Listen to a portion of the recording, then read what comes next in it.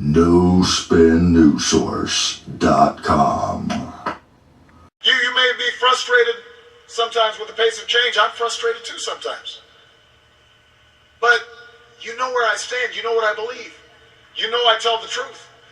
Well, at least we know he tells the truth. And at least you know I'm Kari Ilonummi, your host with NoSpinNewsSource.com, and today is your monthly report for Monday, November 26th, 2012. We have an exciting show for you as always. We'll be discussing variables from the Assad al-Bashir interview with RT News. We'll be talking about the doom and gloom Fiscal Cliff coming in January, Proposition 37 GMO labeling in California, how all 50 states have put forth petitions to secede from the Union, and much more. Now, if I were to tell you that our current Attorney General, Eric Holder, conspired and actually stated that we need to brainwash people into believing very differently about guns to try to give a bad rap and to make guns and our gun rights look bad. If I were to tell you that I had video footage of that, would I be a conspiracy theorist? Well, let's find out after this break. I've also asked the school board to make a part of every day some kind of anti-violence, anti-gun message. Every day, every school, at every level. One thing that I think is clear with young people and with adults as well is that we just have to be repetitive about this. It's not enough to simply have a catchy ad on a Monday and then only do it every Monday. We need to do this every day of the week and just really brainwash people into thinking about guns in a vastly different way. And welcome back to the NoSpinNewsSource.com monthly report show. So let's get into some articles, shall we?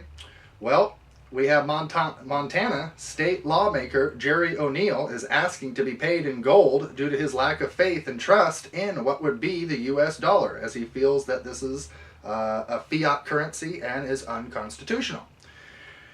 We have the country of France now officially recognizes a national coalition of forces of the Syrian revolution and an opposition as a, quote, legitimate representation of the Syrian people, unquote. Google confirms that, quote, government surveillance is on the rise, unquote. That's from Google. Louisiana Congressman John Fleming told the Daily Caller that with an Obama re-election, Greece, quote, Greece-like riots, unquote, and a day of reckoning, unquote, to hit America soon if we stay the course. Remember that? Old Bush saying we're going to stay the course? Seems like to me under Black Bush, we're still staying the course toward World War III, toward destruction, toward your constitutional rights being flushed down the toilet and freedoms, your sovereignty, your retirement, your 401k and pension and everything that you value dear and refer to your life and as quality as standards of living. Kiss them goodbye with Obama's re-election. We'll be discussing what would be, obviously, election 2012 and those results on the show as well, since that's a big deal. We just had the election. We have EPA monitor the air quality during the F1 race in Austin, Texas. These planes were also looking for, quote-unquote, dirty bombs.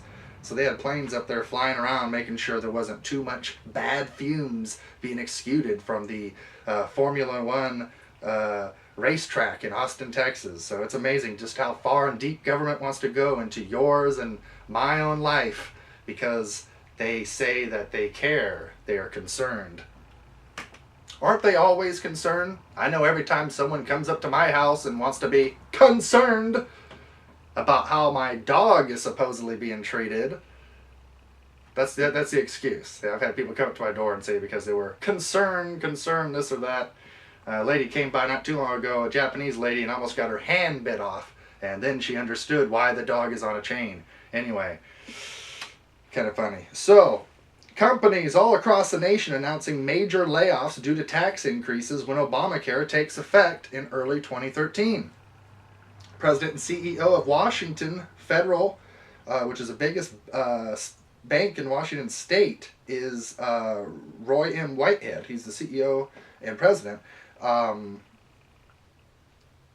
of Washington Federal Bank is stating that we need to put forth a, quote, Glass-Steagall-like structure, quote, unquote, into banking. So we have folks as such, all around the nation, here in the state of Washington, all across the globe, stating that we need Glass-Steagall. But it has to start here, folks. The rest of the world is following our lead. If that's being the hand of empire going straight to Hades, or if that's coming up toward economic bliss and recovery, toward real change you can believe in. Either way, which we're at a pivotal point in the road, the rest of the world has to basically follow. So, as we flourish, the rest of the world flourishes. As we decline, the rest of the world follows us and declines and heads toward what will soon be world's reduction of the population very shortly if things continue the way in which they are heading right now. That's if we stay the course, which I do not recommend that we do. We have San Antonio, Texas school district forcing students to wear tracking devices. How insane is that, huh? Can you imagine that, having to use a tracking device? I think that's just crazy. So we have Illinois Governor Pat Quinn, former Governor Jim Edgar, and Chicago Mayor Rahm Emanuel calling for to give driver's licenses to illegal immigrants. Isn't that interesting? So we're supposed to give illegal immigrants a free ride, a free education, free health care, and free everything. But then when you have actually legal United States-born citizens, say a single mother at home with 3 kids, with no college, that wants to get up off the floor, get moving, become financially independent and secure for her family. We have too many situations where that American, legitimate, legal, single mother that cares doesn't have those opportunities to get up off the floor and get moving. So, that's too bad. I'm not a racist. I like everybody, but I believe that we need to worry about ourselves and deal with things right here at home. Get our own house in order before we go out and give away too much money or anything else, especially that we don't have right now. So, we have lawmakers trying to rewrite provisions within the Electronic Communications Privacy Act Amendments Act of 2011, which seek to legally allow government to read your emails without ever even needing a warrant. And that is federal and local law enforcement. Just keeps going deeper and deeper. Well, you allowed what would be the National Defense Authorization Act of 2011 to take place. So, after habeas corpus is pretty well gone, they're just going for the jugular now, huh? So we have Turkey requesting surface-to-air missiles from NATO to be used on the border against Syria. NATO has confirmed this request. Iran accuses a U.S. Navy of illegal acts in the Gulf of Hormuz. In Philadelphia, there was voting stations in which received 0 votes for Mitt Romney. Now this is what's interesting. There was, and I should have taken the time to actually wrote down the specific districts, the amount of numbers in which voted, and all the technical nitty-gritty details. I went through this stuff. I just jotted down some notes as a quick variable to discuss, is not a real pivotal element of today's show, but it still needs to be discussed nonetheless. That ultimately, there were 59 Philadelphia voting stations in which Mitt Romney received 0 votes. Now, you may be thinking Philadelphia really just is in love with Obama. Well, it's possible. But to receive 0 votes for Romney, I mean, if it was 5, I mean, there was a couple of districts. I remember reading it was like 500 and something votes. Another one was like 830 votes. I mean, if you have 830 votes, it don't matter where it is, even from here in Seattle. Do you think there's not going to be 1 vote for Mitt Romney? Really? I mean, when there's 0 for a candidate? Call me a paranoid conspiracy theorist, but, well, my mind just tends to wander a little bit. Makes me wonder. Something sounds a little fishy. But that's just me. UK troops may be sent to the Syrian borders and may even be creating what would be a UN, eventually, buffer zone, which is an item that's on the table being discussed right now, creating a buffer zone within the country of Syria, which is ultimately taking over a chunk of their land to amass our troops and forces and agenda to make it easier to take over the place. So, as I mentioned before, the road to World War III goes through Libya, Syria second, and Iran. So, it started with Iraq and Bahrain and other places, but here we go. These now we're getting to the final stages of this. Once Bashir al-Assad is assassinated, which is what they plan on doing, he won't be going to trial. Guarantee it. They're going to give him a Gaddafi-style treatment because trial takes years, and if we went through a trial, we discover, guess what? According to international law, we are wrong. This is illegal. It may be orchestrated by the British Empire, but it's our hand, our muscles, our credit system, our bombs and dollars and men and women and our troops and our uniforms that are going over there and doing these deeds.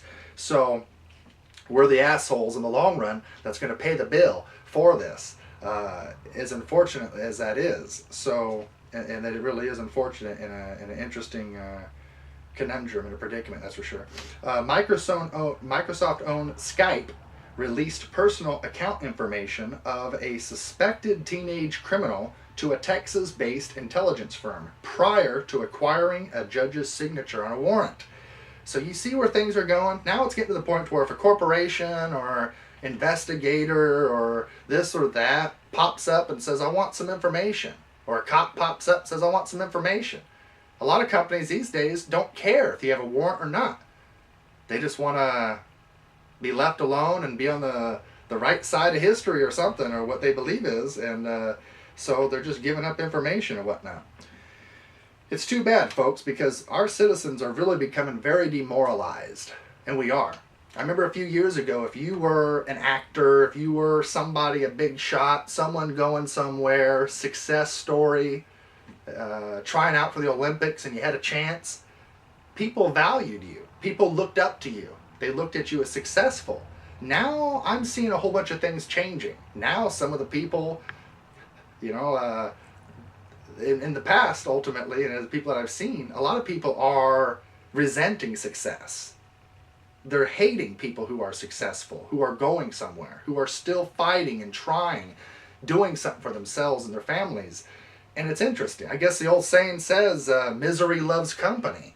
And I think it's accurate. But it's unfortunate, you know, it really is, you know, because for me, and I could say this from personal experience, you know, it's been a long, slow, tough road to get up and moving. To get myself to have a political show and website to begin with was several years in the making, along with giving forecast, economic, political forecast at city halls and whatnot, and speeches, and running for office 3 times to build the momentum to the point where I have a show in 49 countries of the world. Chances are you may be in Russia, you may be in China, you may be in Great Britain, Belgium, France, or Canada, Mexico, or numerous other countries watching this show. Those are just some of the more top viewing hotspots on the planet, ranging on 6 different continents throughout the globe. Pretty exciting. So, you know, it's been a long, hard road, ultimately. It's taken time. It's taken a whole bunch of times of being right, being that guy that stated the most out there, over-the-top, outlandish things.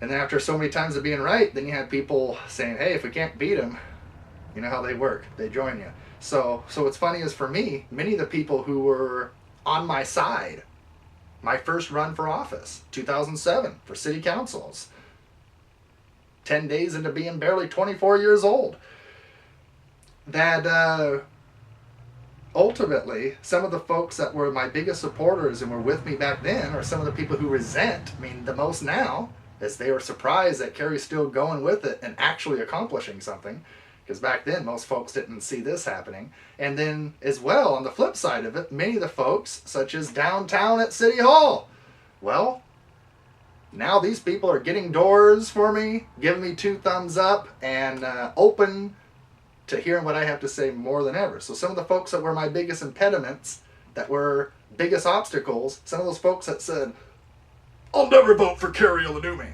are finding themselves supporting Kari Ilonummi. So things are switching up. They really are. Now we got lots more articles, but before we go into this, let's have a little humor element here. And this is important too. Now, you know that I don't like fluoride in the water. At least you should know that. If you don't, you know it now if this is your first time watching. I don't like fluoride. Even if fluoride is good for you. If it were good for you. Well, protein's good for you. Vitamin C is good for you. Lots of things may be good for you. But if I were to force it down your throat, if I were to put it in your food without your permission, wouldn't that be a drug?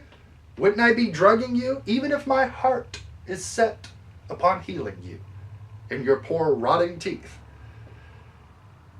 Is it still drugging you? It would be drugging you. So I don't agree with forced drugging of anybody. Even if it's only me out of this whole damn town. I love this town. This town. Even if I was the only one that said I don't want fluoride in my tap water. Should one person be enough to overthrow that? Yeah, it should be. Simple as that. So, that's just my thing. But you may like fluoride. You may want fluoride.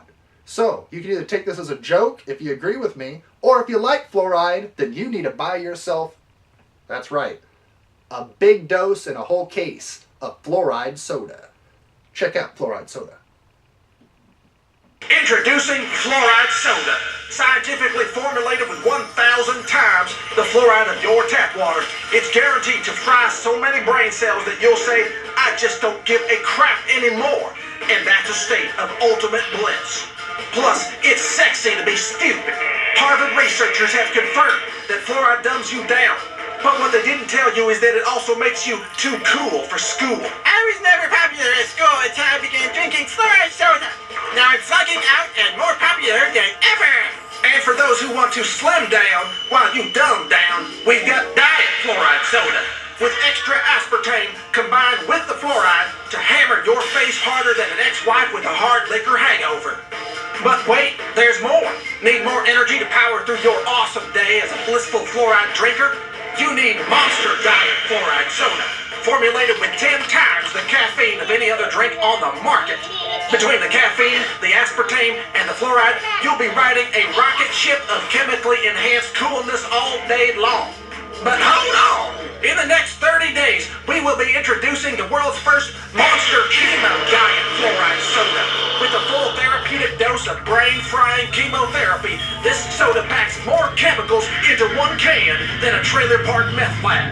And for those of you who do not give a shit about the 3 remaining brain cells bouncing around inside your pathetic skulls, we now have the ultimate Monster Chemo Agent Orange Diet Fluoride Soda with genetically modified aspartame. The American Medical Association calls it the most nutritious beverage ever invented. Yeah, it makes your hair fall out.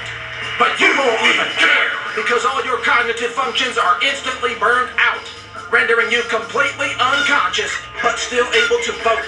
Ask for it by name. Monster Chemo Agent Orange Diet Fluoride Soda with genetically modified aspartame. Monster Chemo Agent Orange Diet Fluoride Soda. Monster Chemo Agent Orange Diet Fluoride Soda. Take it up and get your sound. Even Bible eats your brain. Monster Chemo Agent Orange Diet Fluoride Soda. Sold at pharmacies and Whole Foods. And welcome back to the show. Now, I don't know about you, but that video makes me thirsty. So, I may have to dump out my glass of water and replace it with some of that chemo fluoride soda. But from now till then, let's move on with the articles. So, Texas introducing legislation to ban the invasive body pat-downs by the TSA. Now, you may remember at the end of 2010, 2 years ago, the state of Texas stood off for a bit with the federal government, and the federal government, the actual Justice Department, stated that we will ground all of your airspace, create a no-fly zone over the state of Texas if you don't cave in. That's when the representatives, the state Senate of Texas, and governor, former presidential candidate Rick Perry, caved in under pressure. Well, we'll see what they do this time. The truth of the matter is the federal government, I can't tell you what they're going to do in 6 months or a year from now if we let them have the unrestricted powers. But I can say, as of right now, if we call their bluff, they'll be the ones that back off, not us. Simple as that. That's what I can say, because we still have the power. As long as we still got the guns, we still got the power. Once they take away your guns, then we're going to be loaded to FEMA camps. That's right. That's the next step. So, and I've already decided. I don't claim to be a Chuck Norris type figure or a Rambo, but when they come to this house, get ready. So, we have Los Angeles City Council unanimously approved a measure called, quote, Meatless Mondays. That's right, which is a call by local government to abstain from eating meat. Okay. The government just gets deeper and deeper and deeper into our business. Dear Lord. Okay, Senator Lindsey Graham, a member of the Senate Armed Services Committee, calling for Watergate-type committee to investigate Benghazi, according to CNS News. So, you know, and at this point in the show, we need to show you some video footage as well. Obama recently came on the defensive and he made a big mistake. He stated regarding Senators Graham and others, McCain, that if anybody, regarding Benghazi, if anybody wants to go after someone, don't go after Susan Rice. He states, come after me. I'm the guy. So he takes an element of guilt and puts focus on him in a way that reminds me of what would be a former president just before he was impeached, named Richard Nixon. And this is a lot bigger and worse, and the details, not just Benghazi, but other elements, such as White House leaks and other variables, are way worse than Richard Nixon could have ever dreamed. I mean, as what would be, well, I can't recall his name. I referred to him last month. What would be Oliver Stone actually stated that, you know, the presidential actions under this president, Barack Obama, would make Dick Cheney jealous, unquote. Because, you know, all the stuff that they were threatening to do back then, well, they're able to actually follow through and do now through executive orders and decrees and whatnot. So it just goes on and on and on. So let's check out the video with our dear President, Barack Obama.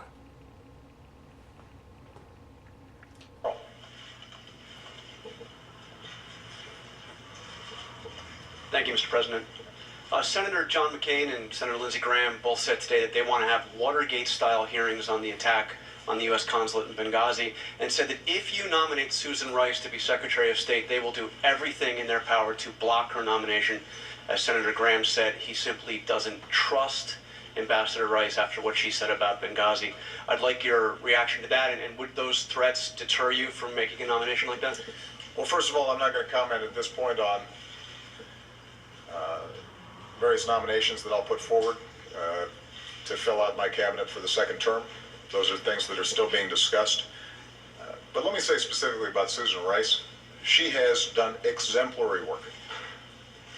She has represented the United States and our interests in the United Nations with skill and professionalism and toughness and grace. As I've said before, she made an appearance at the request of the White House in which she gave her best understanding of the intelligence that had been provided to her. If Senator McCain and Senator Graham and others want to go after somebody, they should go after me. And I'm happy to have that discussion with them. But for them to go after the UN ambassador, who had nothing to do with Benghazi, and was simply making a presentation based on intelligence that she had received, and to besmirch her reputation, is outrageous. And, you know, we're after an election now. I think it is important for us to find out exactly what happened in Benghazi, and I'm happy to cooperate in any ways that Congress wants. We have provided every bit of information that we have, and we will continue to provide information, and we've got a full-blown investigation. And all that information will be disgorged to Congress. And I don't think there's any debate in this country that when you have 4 Americans killed, that's a problem. And we've got to get to the bottom of it, and there needs to be accountability. We've got to bring those who carried it out to justice. They won't get any debate from me on that. But when they go after the UN ambassador, apparently because they think she's an easy target, then they've got a problem with me. And should I choose, if I think that she would be the best person to serve America in the capacity of the State Department, then I will nominate her. That's not a determination. And welcome back to the show. We have Reuters reports that within hours of President Barack Obama securing his re-election, that Obama ordered the U.S. United Nations delegation to vote in favor of an international gun treaty. So once they secured that re-election for Obama, aka Black Bush, they were already saying, okay, and literally hours later, according to sources, saying, hey, you got the green light. We got our re-election. We got what we wanted. Now we can go for fascism. So, in a gun control treaty, remember I've been discussing this for a while now. I've been discussing this ever since summer of this year, 2012, that Obama is trying to go for the guns. They're trying to create a United Nations treaty in which everybody has to register your firearms to the UN. And then the next step is a complete disarmament of the American people. I can assure you of that, and you mark my word. You give up your guns, you might as well give up your ass and bend over too, because that's the next step, baby. So, I mean, ultimately. So either jump off a cliff now while you still can, or hold your own and deal with your own and protect your own.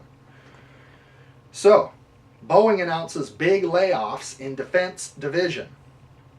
We have Wichita, Kansas stands up and votes not to add fluoride to tap water supply. Good job, Wichita. And I would just like to re-announce the fact that the city of Portland, Oregon did acquire much more signatures in which they even needed, ultimately, to thwart off for now, at this point in time, what would be the adding of fluoride to the local tap water supply. So good job, Portland, Oregon. And I have a lot of viewers down there. Just like I do new viewers in Seattle. 1,500 new viewers over the last 40 days in Seattle. Thank you. So keep it up. Tell your friends, tell your family, and keep getting your news from us here at nospinnewssource.com.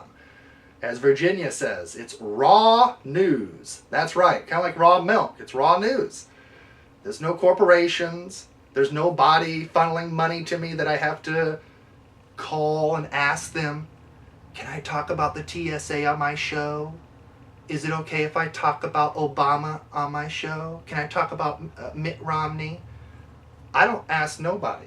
I find out the facts, I look into them, I create a show, and you watch it. Simple as that. And if you don't like it, then you don't have to watch my show. But if you want the truth, and you got the brains to know, even if you don't understand a lot of the facts and where I come up with this stuff, if you have the skills to recognize the ability to see someone who obviously believes what they are saying, then hopefully you know I'm right and I'm onto something, because I have a passion for doing what is right and telling the truth. And it is a high like no drug could ever give you. It's a real high. You don't have to buy another dose from your neighbor dealer at the end of the day. There is no come down. You like what you see in the mirror. I love it. Let's get on with the show. Now, we've been talking about this thing called the Fiscal Cliff. A little bit. We have $1.2 trillion of cuts that are supposed to come into effect next month. Well, technically 2 months from now, which will be January. Less than 2 months. So, what is the Fiscal Cliff? What does it mean for the people? What do you need to know about it? Well, we have a video segment for you from the folks at LPAC regarding the fiscal cliff. Check out this video, and we'll see you on the other side. Our work is made that much more urgent because at the end of this year, we face a series of deadlines that require us to make major decisions about how to pay our deficit down. Decisions that will have a huge impact on the economy and the middle class, both now and in the future. Last year, I worked with Democrats and Republicans to cut $1 trillion worth of spending that we just couldn't afford. I intend to work with both parties to do more, and that includes making reforms. In just a few weeks, the United States government will face the fiscal cliff. The fiscal cliff is the arbitrary decision point agreed upon by the United States Congress in August 2011, when $1.2 trillion will be automatically slashed from the federal budget.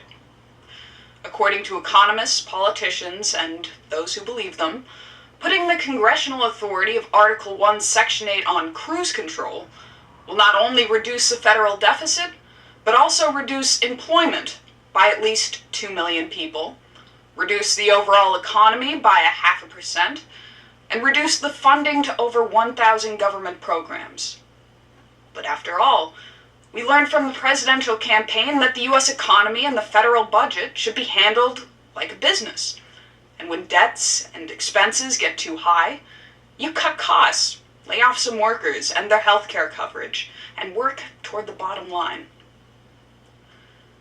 Without a Glass-Steagall firewall immediately put in place by the U.S. Congress in the lame duck session, a transatlantic hyperinflation is the knowable outcome of continuing the present trends.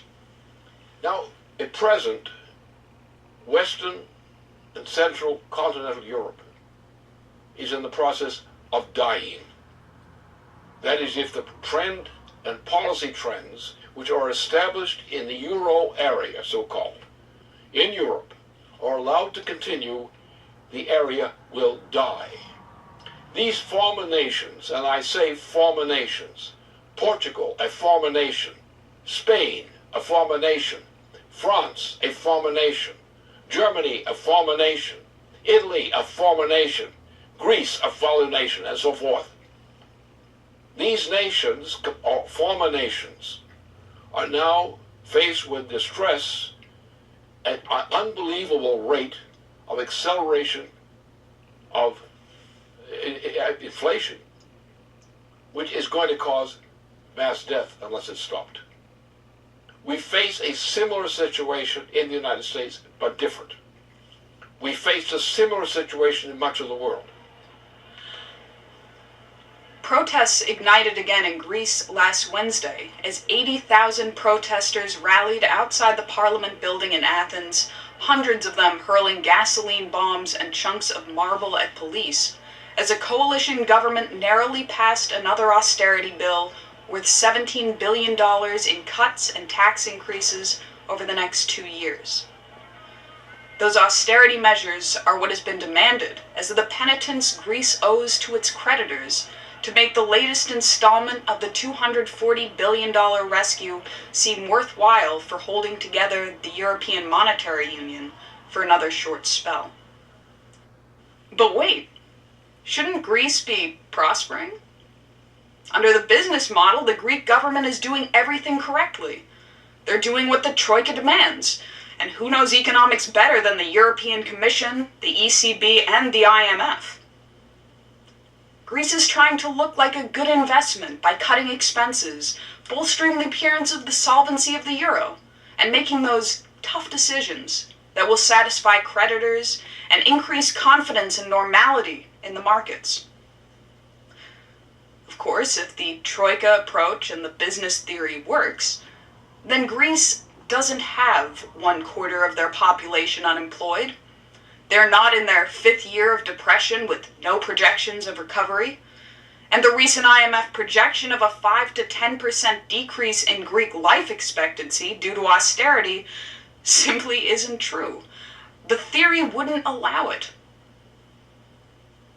Now, because of its success in Europe, the United States government is going for the Troika policy. In August of 2011, the U.S. was facing imminent default. The threat of that occurring amidst a rising federal deficit drew in the vultures at the rating agencies, Moody's and Standard & Poor's.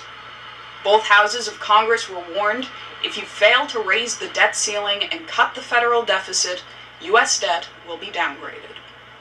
This threat to the security of the United States, delivered by a foreign body, led economist Lyndon LaRouche to call the actions treason to shut down the U.S. government. These agencies are engaged in a conspiracy to shut down the U.S. government. So it happened, the Congress capitulated to the threats of downgrade from the foreign rating agencies and passed the Budget Control Act of 2011, Barack Obama's Enabling Act. The act provided for the raising of the debt ceiling to avert the immediate crisis. It also established an unconstitutional congressional supercommittee comprised of 6 Republicans and 6 Democrats tasked to cut $1.5 trillion from the federal deficit by November 2011. If they failed to come to an agreement, those cuts would become automatic by the beginning of 2013, automatically gouging $1.2 trillion from defense and other government spending. November 2011 came and went. The supercommittee could not agree on the austerity measures. And here we are today, at the end of the road, approaching the fiscal cliff. That arbitrary point agreed upon out of the stupidity and corruption of our president and Congress. For most, the initial treason of only 15 months ago has been conveniently forgotten, making way for the latest treason, those automatic budget cuts which will mean mass death in the United States, all for the satisfaction of foreign financial interests. Additionally, when the supercommittee deal was first initiated, a July 2011 hearing of the House Committee on Financial Services revealed that British S&P executive David Beers and Treasury Secretary Timothy Geithner had been exchanging a large volume of emails and had been in very regular, frequent contact, many times, over the deficit issue and threats to downgrade. In a July 4th column in the Financial Times, David Beers stated that it would take $4 trillion in cuts and tax increases over the course of a decade for the U.S. to avert a fiscal crisis. Shortly after the publication of that article, ranking figures in the Obama administration, the president himself, as well as members of the Congress began quoting the S&P figure of $4 trillion as the amount needed to be cut from the budget over the course of a decade. Of course, that massive austerity would be unthinkable, actually impossible, unless it was part of a big deal or a grand compromise to gut entitlement programs like Social Security, Medicare, and Medicaid, programs initially promised exemption from the automatic cuts. So with the fiscal cliff looming and $1.2 trillion in cuts being prepared for the American people, the S&P figure was repeated just this past week by the newly re-elected President Barack Obama. Now already I've put forward a detailed plan that allows us to make these investments while reducing our deficit by $4 trillion over the next decade. I want to be clear, I'm not wedded to every detail of my plan. I'm open to compromise. I'm open to new ideas. I'm committed to solving our fiscal challenges. But I refuse to accept any approach that isn't balanced. I am not going to ask students and seniors and middle-class families to pay down the entire deficit while people like me making over $250,000 aren't asked to pay a dime more in taxes. I'm not going to do that.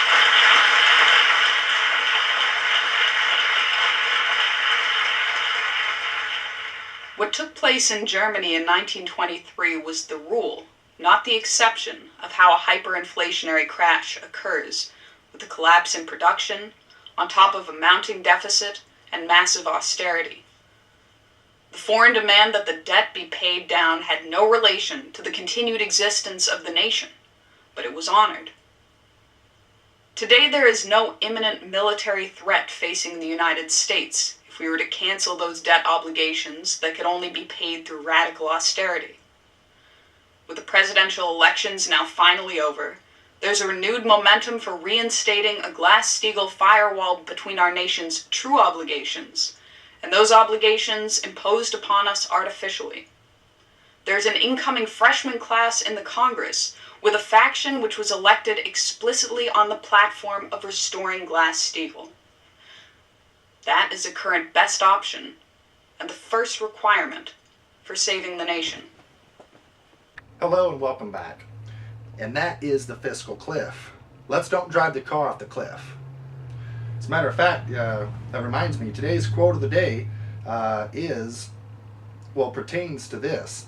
It's a quote that I gave recently in a speech of mine.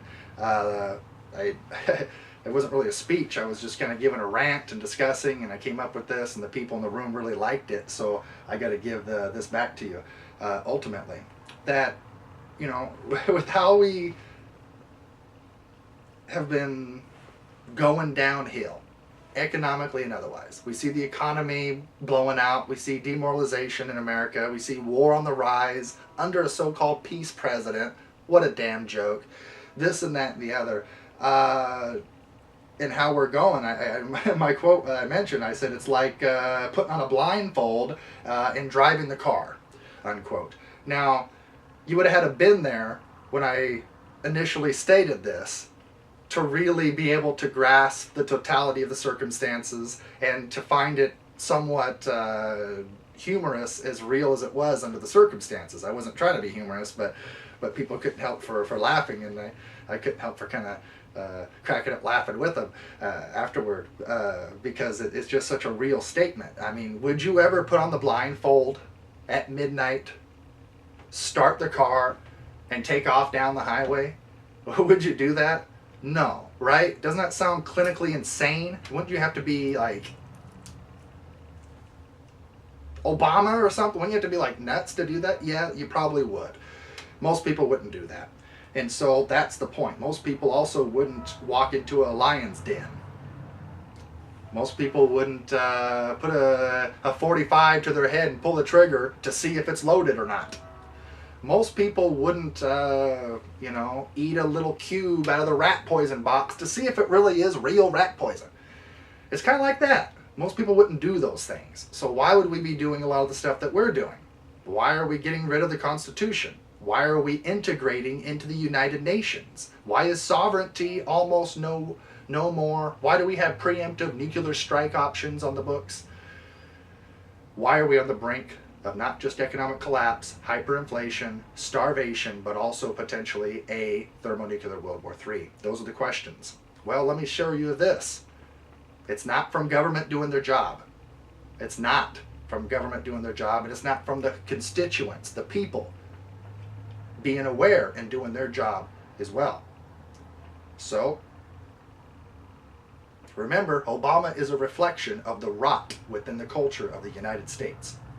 So, while I have a lot more faith and confidence in you, the viewer, for those American viewers that are watching the show, which is approximately 50 to 60% of you, that ultimately, while obviously Obama's insane and you're probably not, you're learnable once you realize certain things and you realize where history and things in the future is taking us, the winning end and the winning team and whatnot. That I have a lot more faith and confidence in you, obviously, than I would ever put in Obama at the poker table. But remember, like I stated, that these folks in office are a reflection of us, the voters. I live here just north of Seattle.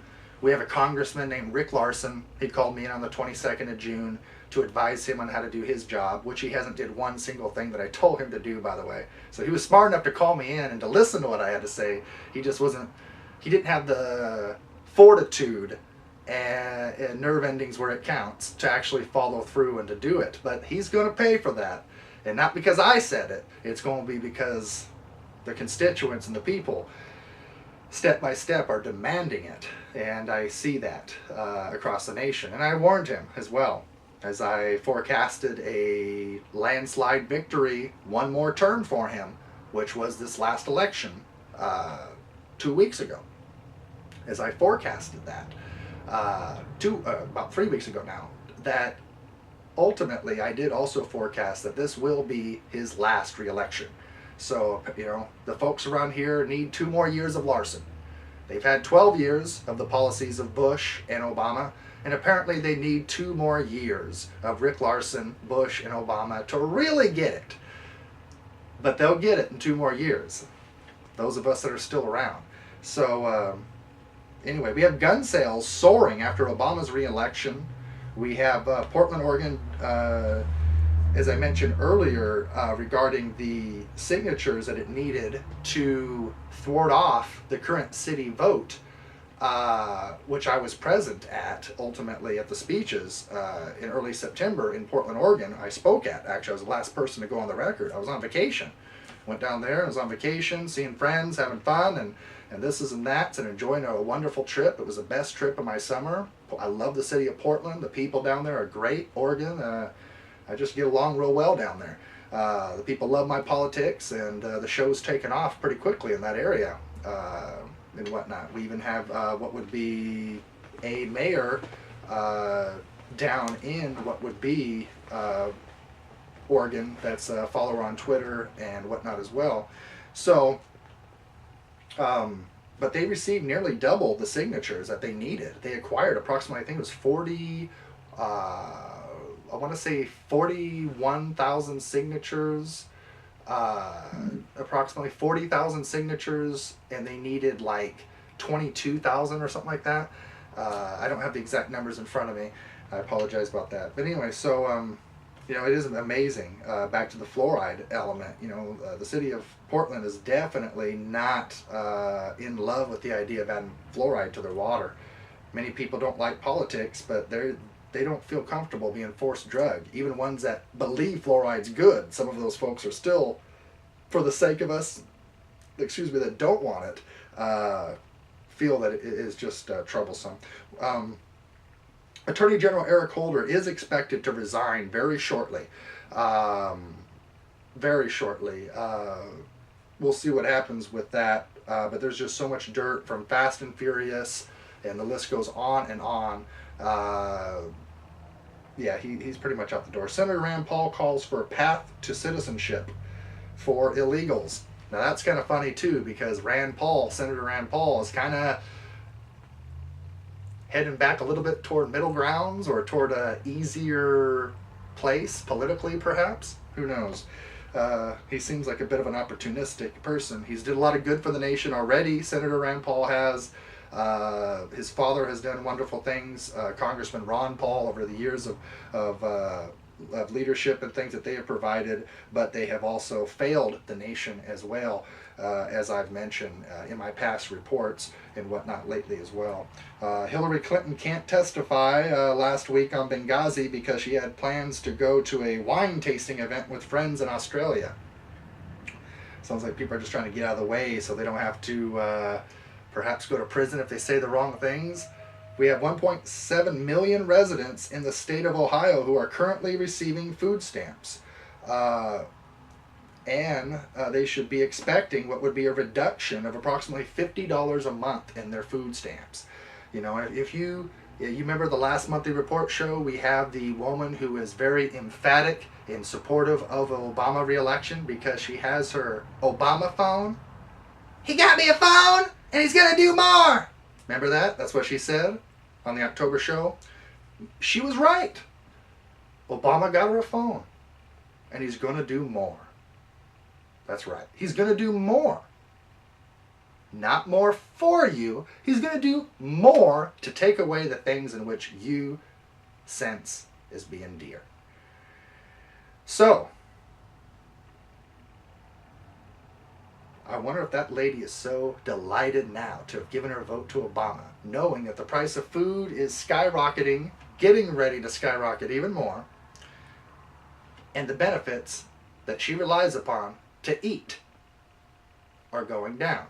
Food gets pricier, and the money she has for food is becoming less. And this is an example that's happened all across the nation. So, I'm not happy that Obama supporter lady from Ohio that looked like she's been on crack for years I'm not delighted with the fact that she's going to be looking at hard times, because as far as I'm concerned, folks, we're all in this together. I know people who are wealthy, very wealthy, that right now they're starting to get shaken at the core. They're starting to get scared and worry and wonder, am I going to have my wealth in a couple years, 10 years down the road? Is my business still going to be afloat? Am I still going to be a 6-7 figure guy or woman? These are questions that are hitting even the upper echelons of the totem pole and what would be financial strata. That's right. They're hitting every which way. So, last topic on today's list is secession. We have 50 states, all 50 states have put forth petitions to secede from the Union on what would be the whitehouse.gov website called We the People. If you acquire 25,000 signatures for any particular cause or element, you will actually acquire what would be a response from the White House. That's right. You will actually get back a response, a written response from the White House. Now, I've been talking about empire for quite some time, since a long time before I ever even considered running for office. So you're talking since I was 22, I've been talking about the British globalist empire, globalization, New World Order, whatever you want to call it. For quite some time. But it's beginning to roost now. People are seeing some of these impacts. They're seeing what anti-sovereignty, what anti-nation state is all about. They're just beginning. But many people are beginning to sense, including some Obama supporters, that something's not quite right in the air. There's a stench, a heavy stench, and something's not right. It's because our nation is dying. It's rotting out. We're not a dead nation. We're the #1 nation. But right now we are going down like the Titanic, even faster. And that's because we have the captain of the ship is Barack Obama. And which way does he want to take the ship? Straight into the damn iceberg. That's where he wants to take this. So, I'm sure if he had an atom bomb on the boat, he'd just blow it up and save himself a bunch of trouble in time. But he don't have that quote-unquote atom bomb due to the fact that he has some pesky people still in the Congress and other places that are a bit impeding upon what he wants to do. Luckily for us. So, secession, which is the last topic of today. It's very unconstitutional. Why is it? What did we do under Abraham Lincoln? What happened after Abraham Lincoln? What happened with the circumstances of the secession and the movement and what we agreed upon? Well, we agreed to stick together. And I'm going to say this. We're all in this together, folks, like I said about 10 minutes ago. We're all in this together. We all got into this mess together, and it's going to take all of our hands working hard, diligently, side by side, in order to get out of this mess as well. So, seceding is not the answer. The first time you get in an argument with your husband, don't divorce him. The first time your kid does something wrong, don't send him to a foster home. Don't give up on your family. If grandma gets cancer, don't accidentally leave her at the Grand Canyon. Or if she has Alzheimer's, type thing. No, nobody will know anyway. Type deal. That's not what we do. We stick together, folks. So we have Ron Paul is at the front of this movement of seceding. Unfortunately, when things hit, you have a lot of opportunistic folks that rise on the scene. I'm worried about this situation because I honestly don't know yet if Ron Paul is corrupt, is knowingly, wittingly doing this, and is under the guise of portraying this constitutionalist guy that's all about America and that's so much different than everybody that's in the government, which he has that aura and repertoire, that there's a possibility. I don't know if he is corrupt and under those circumstances, under the guise that he's coming underneath the carpet and sweeping it out from under our feet and helping to be the Trojan horse to destroy our nation. I don't know if he's doing that wittingly and knowingly, or if he honestly in his soul believes what he's doing is right. And at this point, I can't say which one it is. I can't tell you if he knowingly, wittingly is trying to destroy the United States or take it over or whatever. I can't tell you that. But I can't tell you either that he is an honest, good man that means well, that doesn't know better either. So I'm interested to see the test of time. There's a possibility he is a deep inside good man doing things how he sees it and how he feels. Which is kind of scary, because if that's the case, then we've got a fanatic. And when you have somebody who believes what they're doing is good, well, that's the equivalence of these backpack bombers that come overseas, hijackers that blow up a plane in a building or something as well, and just so, as a suicide bomber to carry out their agenda of what they believe in. So I'm hoping he's not corrupt, but I'm hoping there's an element there too. I guess you can only be one or the other. He has to either be stupid or corrupt. But either way, it's going to be very negative, because we already have approximately 1 million people have signed on to that petition to secede. So with that being stated, this is a scary situation. You have a lot of states and a lot of people. We're all tired of the situation. Many of us don't like Obama. You can't help that. I don't blame you. I don't like Obama. I don't like my governor. I don't like my Congressman Rick Larson, as I discussed before. But guess what? It's our congressman. It's our governor, at least mine. It's all of our president.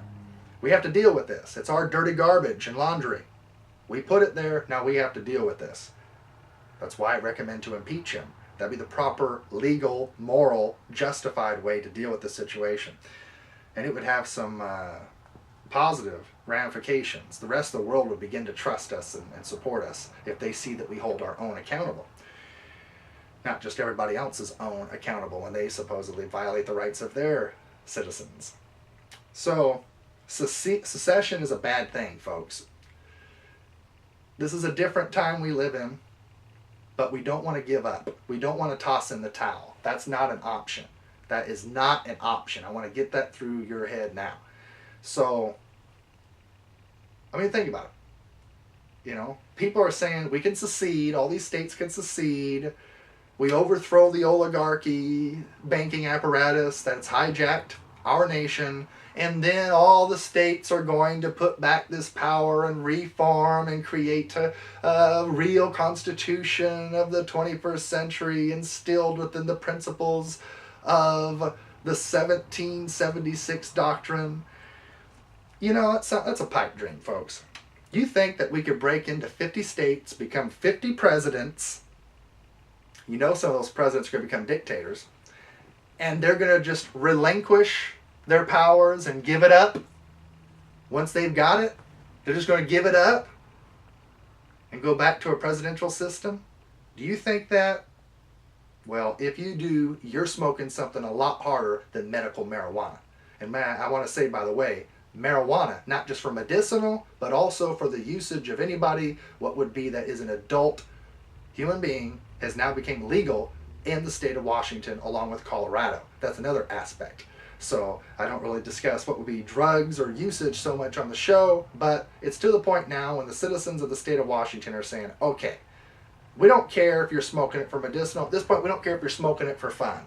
We just, we care about what's going to put the bread, butter, and bacon on the table. We care about what's going to save us the money to allow us to invest in the future of humanity and to be able to afford to pay our bills. That's where it's getting down to now. I said in the past it would get down to that. And that's where it's getting down to. So, that's a circumstance. Now, I don't condone the usage of drugs, but many of you know I do have a prescription for medical marijuana. And there's a big difference between using marijuana for fun, recreational purposes, and using it for what would be medicinal purposes. There's a huge significant difference, and obviously the constituents within the state of Washington has declared that in 1999 with what would be the usage and allowing of medical marijuana within the state of Washington state, and within this new law as of 2012, which is saying legalize it, tax it, and be done with it. Stop incarcerating people. Stop spending more money to put the neighbor marijuana pot dealer guy, whatever, stop spending more money on him in prison than it would to put him in Harvard and to give him a real education. And it does cost more to go to prison than it does Harvard. Now, Secession, we keep getting back to this, is not what we want to do. We're not going to toss in the towel. And I'm going to let you know something on my policies right now. I know in my soul many people that are wanting to secede mean well, believe it or not, as much as I've been ragging about this. But they're confused, they're ignorant. They don't know the full facts. They don't understand the Constitution. They don't understand who and what we came from. If they did, they would know this idea being championed by Ron Paul and others, this new movement of secession, is about as anti-patriotic and anti-American as it gets. Just like old Austrian economics of Ron Paul, that's not American economics, is it? No, it's not. It's Austrian economics. It's a tentacle of the British imperial system of Adam Smith, Jeremy Bentham, and Thomas Malthus. That's what it is. It's not the Alexander Hamiltonian credit system that is instilled within the preamble of our Constitution, that has discussed the credit system within Article 1, Section 8, regarding the United States Congress being invested the power within them through congressional action signed by the President, to create utter credit to be used for projects in which will benefit the needs of the nation and get everybody back to work and reboost our economy and get us back on track. So ending the Federal Reserve, whatever. But I will say this. I'm open-minded to hear a lot of things, but I'm not open-minded to secede from the Union. I will fight to keep this country together. I mentioned just a few months ago on the show that my job is going to seriously change over the next year. I stated that my job is going to go from pushing you guys into actually moving, pushing you into doing something, pushing you to get up and go. You know, in the past, I've been the Paul Revere. The British are coming, the British are coming. I've been that guy. Now my role is beginning to change from not just educating and pushing you to get you moving. Now all of a sudden, I'm having to calm you down, the people, and saying, whoa, don't turn on each other. Don't turn on yourselves. Don't throw yourself off the bridge. Don't divorce quite yet. Don't say hell with the United States. Because remember, it's not the Constitution that failed you. It's not. It's our government. And like it or not, Ron Paul was a part of that government that has failed us. Ron Paul is against reenacting the Glass-Steagall Act. Ron Paul is against the credit national system that is as American as it gets. He is against that. And he even stated, quote, that the Constitution has failed us, unquote. So as far as I'm concerned, I have to give credit where it's due, and I have to say that Ron Paul's did a lot of good things for this nation, but once he gets to that point to where he's saying the Constitution has failed us and we need to secede, that is when I see you, Mr. Ron Paul, as about the equivalence of the Queen of England. So, you may be obsessive, you may be whatever you are. You may believe that you are doing the right thing, but I can assure you, sir, you are not. So today's final video that you guys have to check out is coming up here in just a minute regarding the RT interview with President al-Bashir Assad of what would be Bashir al-Assad of Syria. Please watch this interview. Get to know him. Decide for yourself. Is he a murderer? Is he really crazy? Is he really ignorant? Or is he a decent guy trying to do what he could do for the sake of his nation? I'm not saying he's a saint, but when you compare him to folks like Bush and Black Bush, it does make him seem kind of decent in the mix when you compare him to such notable figures of history as such. So I'm not saying I'm in love with al-Bashir, with Assad, but I will say that it's not our business or place, and it's not legal to go in there and assassinate and overthrow his government. It's not illegal. It's wrong. So, before he gets murdered off and gets treated like Gaddafi, which I can pretty much assure you is in store, probably, most likely, for 2013, that ultimately you need to be aware of this.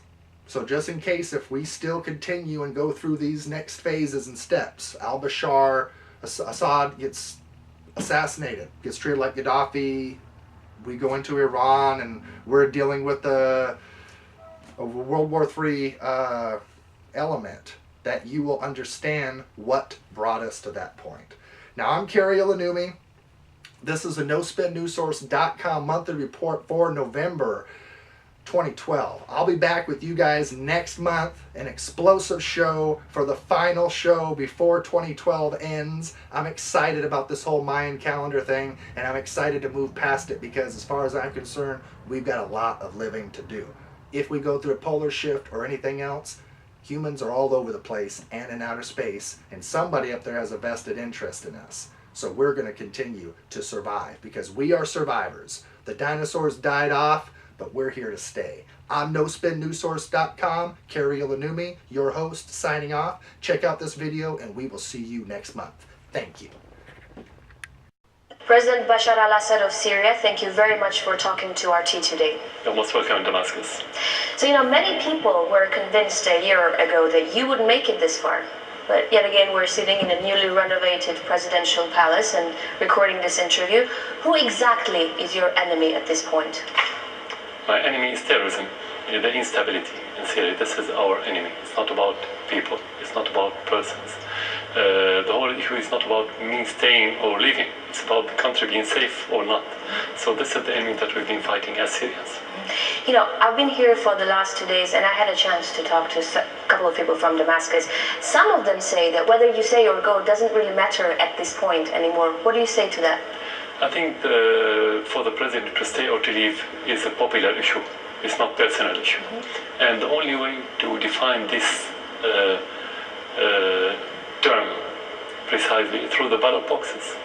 So it's not about what we hear, it's about what we can get through that box. And that box will tell any president to stay or leave, very simply. I think what they meant was that at this point, you are not the target anymore, Syria is. I wasn't the target, I wasn't the problem anyway. The West always created enemies. It was the communism, then it became the Islam, then it became Saddam Hussein for different reasons, and now they wanted to create a new enemy, al-Bashir. So they said the problem is the president, so he has to leave. That's why we have to focus on the real problem, not to waste our time listening to what they say. But do you personally still believe that you are the only man who can hold Syria together and the only man who can put an end what the world calls a civil war? We have to look at it from two aspects. The first aspect is the constitution, and I have my authority through the constitution. According to this authority and to the constitution, I have to be able to solve the problem. But if we mean it that you don't have any other Syrian who can be president, no. Any Syrian could be president. We have many Syrians who are eligible to be in that position. You cannot link the whole country only to one person always.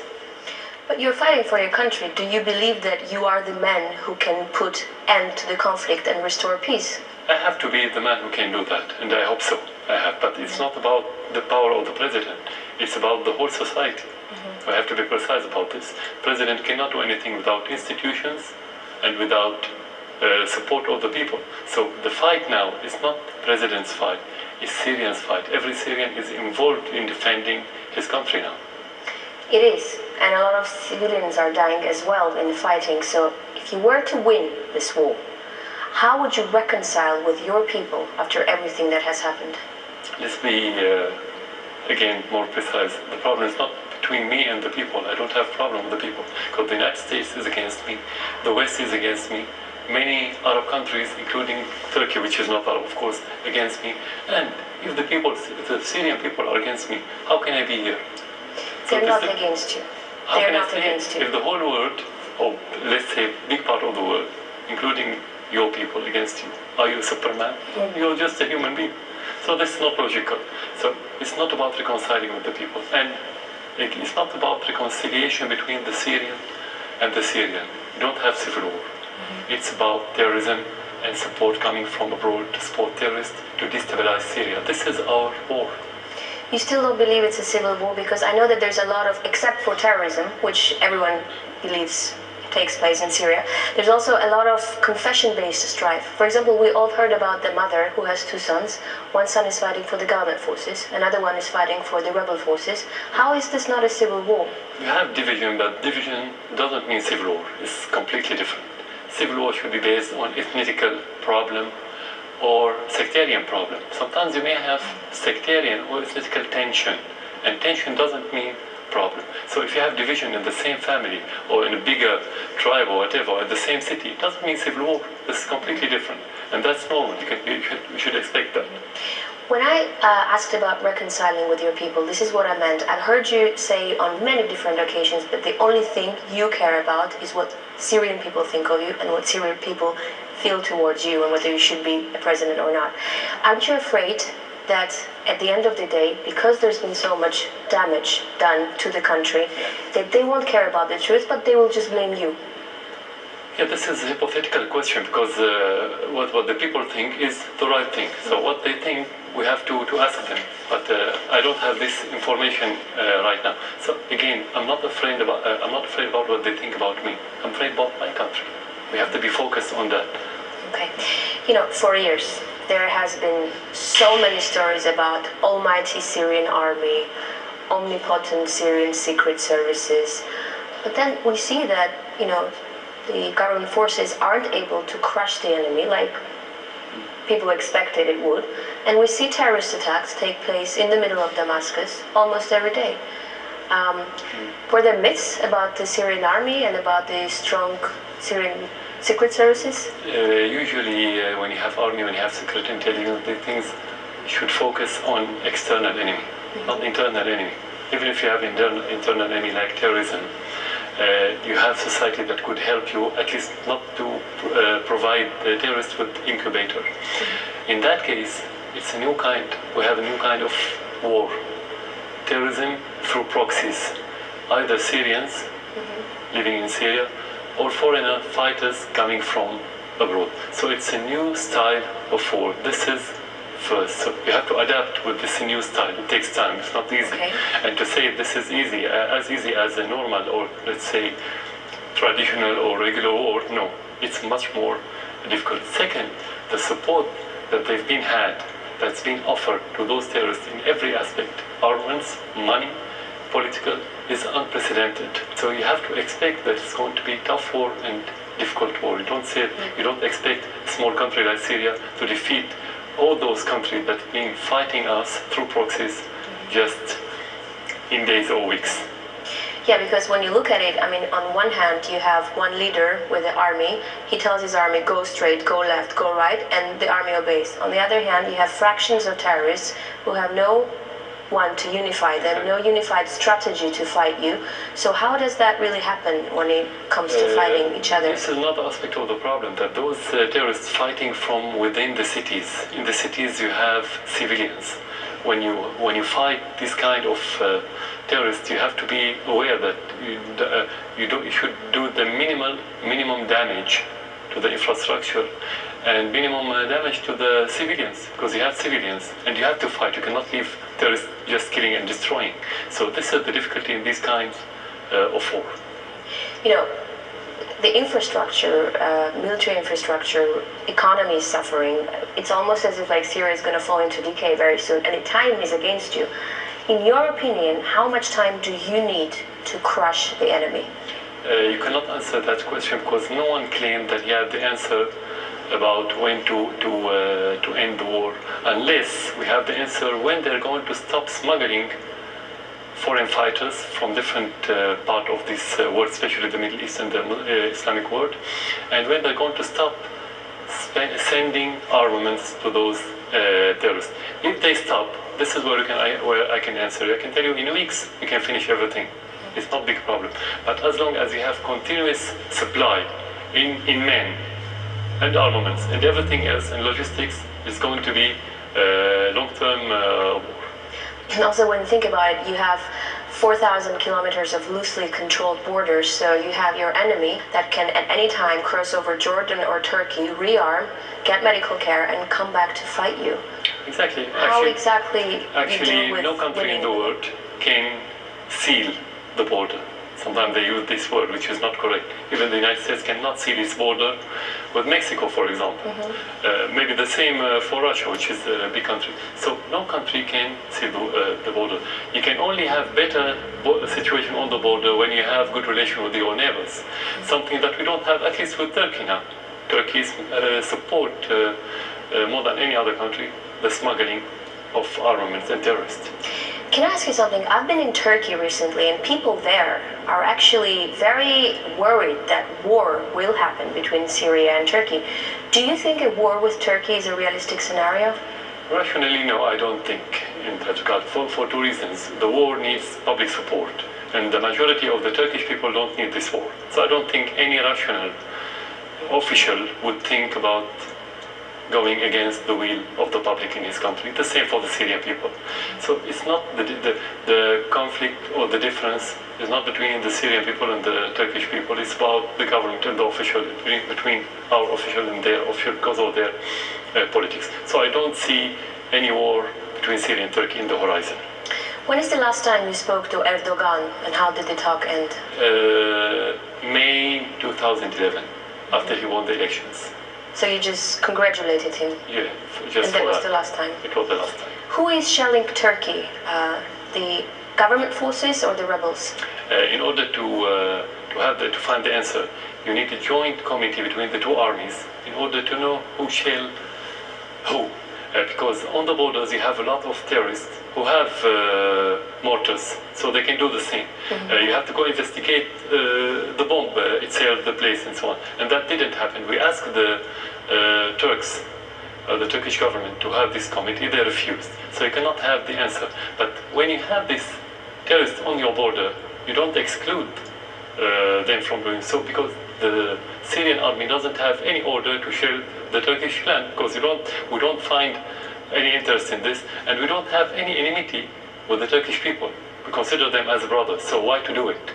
Unless that happens by mistake, you need the investigation. So far we don't have the answer. Because so you accept that it may be mistakenly from the government forces? That could happen, this possibility. In every war you have mistakes. You know, in Afghanistan they always talk about friendly fire. Mm-hmm. If you can kill your soldier. So that it means in every war that could happen. Mm-hmm. But we cannot say yes. Tell me something, why has Turkey, that you call a friendly nation, become a foothold for the opposition? Not Turkey, only Erdogan's government. Mm-hmm. Only, just to be precise, not the Turkish people. Turkish people need good relation with the Syrian people. This is Erdogan. I think he believes that if Muslim Brotherhood take over in the region, and especially in Syria, he can guarantee his political future. This is one reason. The other reason, personally, I think that he is the new Sultan of the Ottoman, and he can control the region as it was during the Ottoman Empire under a different, let's say, umbrella, which is the Islamic but not the Ottoman Empire, not to be Khalifa, but in his heart he thinks that he's Khalifa maybe. Mm-hmm. These are the main two reasons for him to change or to shift his policy from zero problems to zero friends. But it's not just the West that opposes you at this point. You have so many enemies in the Arab world. Why? And that's to say, like 2 years ago, when someone heard your name in the Arab world, they would straighten their ties. And now on the first occasion, they betray you. Why do you have so many enemies in the Arab world? They're not enemies. Some of them, the majority of the Arab governments support Syria in their heart, but they don't dare to say that explicitly. Why not? Under pressure by the West, sometimes under pressure by the petrodollar in the Arab world. Who supports you from the Arab world? Many countries support Syria by their heart, but they don't dare to say that explicitly. But first of all, Iraq plays a very active role in supporting Syria during the crisis, because it's a neighboring country, and they understand and they recognize that if you have war inside Syria, you will have war in the neighboring country, including Iraq. I think other countries, they have good position like Algeria, Oman, mainly. And those are other countries. And other countries, I wouldn't count all of them, but I would say they have positive position, but without taking actions. Saudi Arabia and Qatar, why are they so adamant about you resigning, and how would an unstable Middle East fit their agenda? Let's be frank, I cannot answer on their behalf. Mm-hmm. They have to answer that question. But what I could say, that the problem between Syria and many countries, whether in the Arab world or regional or in the West, but we keep saying no when we think that we have to say no. That's the problem. And some countries, they believe that they can control Syria through orders or through money or petrodollars, and this is impossible in Syria. This is the problem. Maybe they want to play a role. We don't have problem. They can play a role. Whether they deserve or not, they can play a role. But not to play a role at the expense of our interests. But is it about controlling Syria or about exporting their vision of Islam to Syria? You cannot put it as a government policy sometimes. Sometimes you have institutions in certain countries. Sometimes you have personnel who try to promote this, but they don't announce it as official policy. So they didn't ask us to promote their, let's say, extremist attitude of their institutions. But that happens, in reality that happens, whether through indirect support of their government or through the foundation from the institution and the personnel. So this is part of the problem. But when I want to talk as government, I have to talk about the announced policy. The announced policy is like any other policy, that is about interests, it's about playing a role. But we cannot ignore what you mentioned.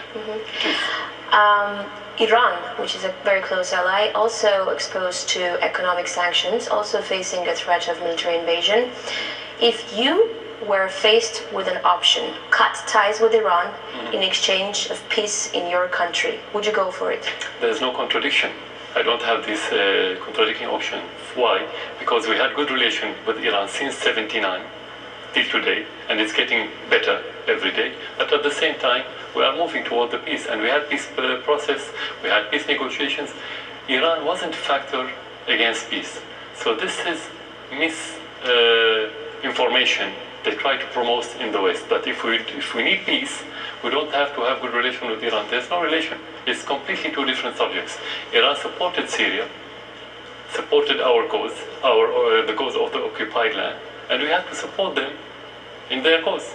That's very simple. Iran is a very important country in the region.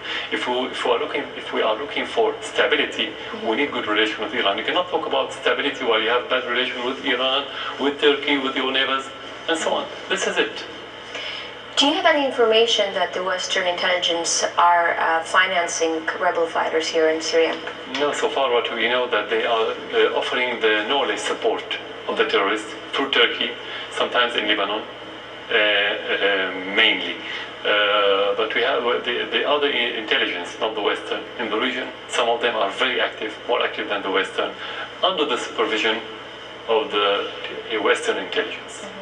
What's the role of Al-Qaeda in Syria at this point? Are they controlling any of the rebel coalition forces? No, I don't think they're looking to control. They look to have their own, let's say, kingdom or emirat in their language.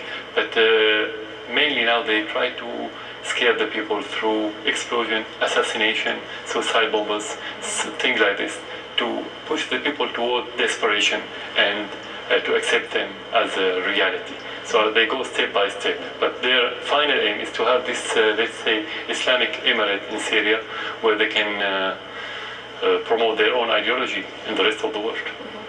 From those who are fighting you and those who are against you, who would you talk to? We talk to anyone who has genuine will to help Syria, but we don't waste our time with anyone who wants to use our crisis for his own personal interest. You know, you've been many times, not you, but the government forces have many times been accused of war crimes against their own civilians.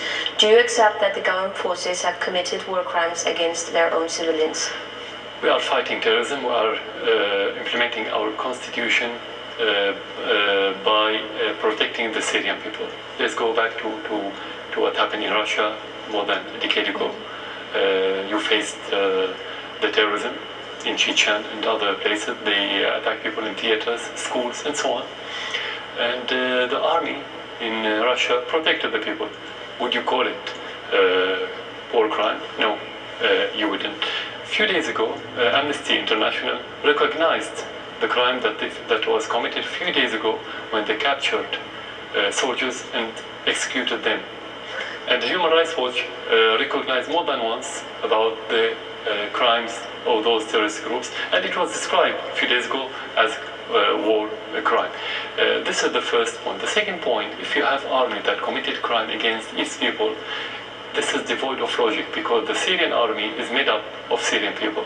If you want to commit crime against your people, the army will divide, will disintegrate. So you cannot have strong army, unified army, while you're killing your people. Third, the army cannot withstand for 20 months in these difficult circumstances without having the embrace of the public in Syria. So how could you have this embracement while you're killing your people?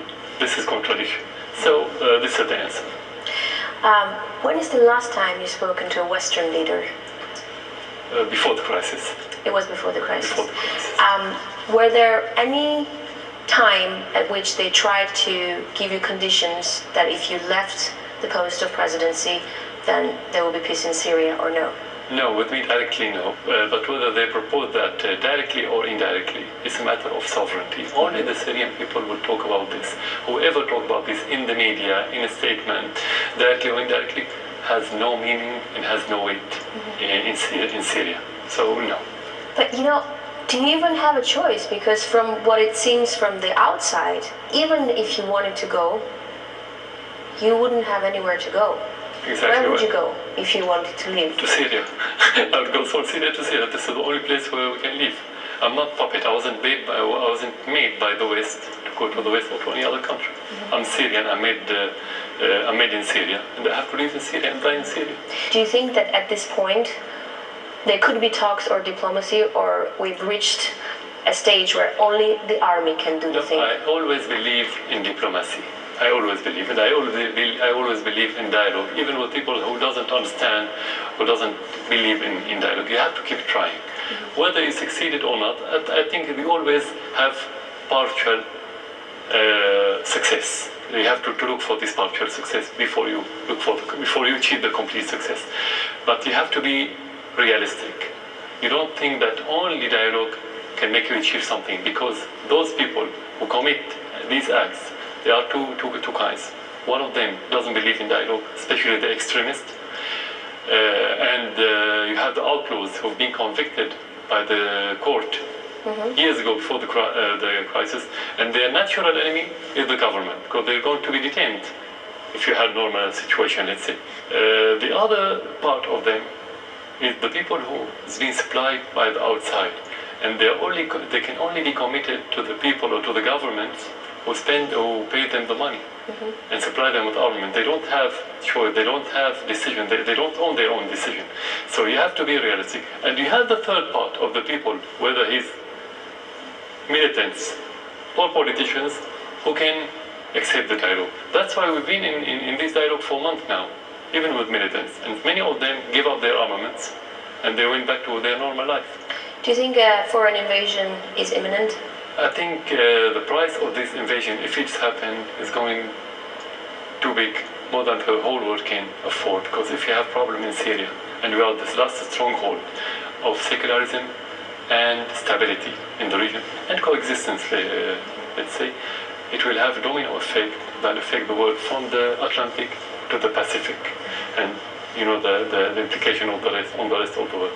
I don't think the West is going in that regard, but if they do so, nobody can tell what's next.